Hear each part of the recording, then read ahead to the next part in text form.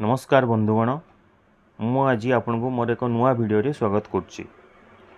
आज आम अलैच विषय किसी डिस्कसन करवा। यह बंगभाषा इलाइच, हिंदी रे इलाइच, तेलुगु रे इलाकुली बोली मध्य कहती। यह सान बड़ भेदरे दुई प्रकार। सान अलैच को गुजराती बोला जाए। उभय प्रकार अलैच तिक्त, सुगंध एवं शीतबीर्ज। यह कफ, बात, विषदोष, व्रण, हृदरोग, मूत्रकुच्छ, क्षय, श्वास, काश, अग्निमांद्य, अरुचिनाशक। यार चूर्ण सहित विरेचक औषध सेवन कले पेट मोड़ा हुए नहीं।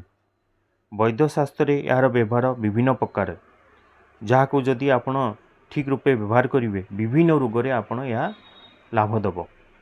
मूत्रकुच्छ रोग रे आयुर्वेद रे आपणकर कहुई जदि या अँला चूर्ण सहित सेवन करेंगे ताहले आपणकर मूत्रकुच्छ रोग रे या बा आपण यूरिनरी रिलेटेड प्रॉब्लम आपन को बहुत हेल्प करिवो ठीक करिया।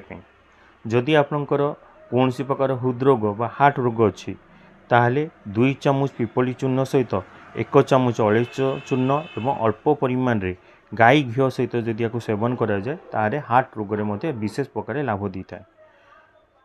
जदि आपणकर कन्स्टिपेशन समस्या, पेट रोग जदि किछि अछि ताहले आपको प्रत्येक दिन उषुम पानी जदि व्यवहार करेंगे ताहले मध्य एथिरे विशेष परिमाण रे लाभ आपन को दब।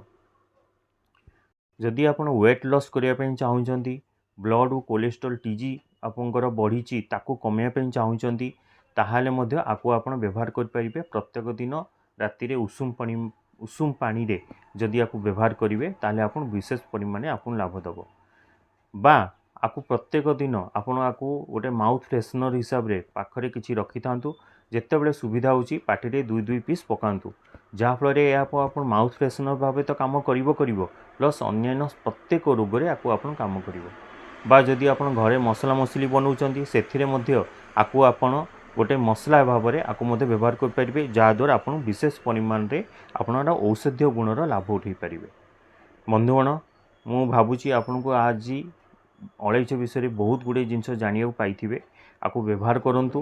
कौन सी जदि आपन किसी असुविधा होची, कौन सी किसी डाउट होची ताले आपन निजर आयुर्वेदिक डॉक्टर सहित परामर्श करिकी भी आपन सेवन कर परिबे बा आम सहित आपन कांटेक्ट कर परिबे। मोर व्हाट्सएप नंबर तळे दियाइची, आपन एथिरे मते कांटेक्ट कर परिबे। मो चैनल को सब्सक्राइब करंतु एवं वीडियो को निश्चय लाइक करंतु एवं अधिक रो अधिक लोकन सहित शेयर करंतु, जहाँ पर समस्त लोक उपकृत हो परिबे।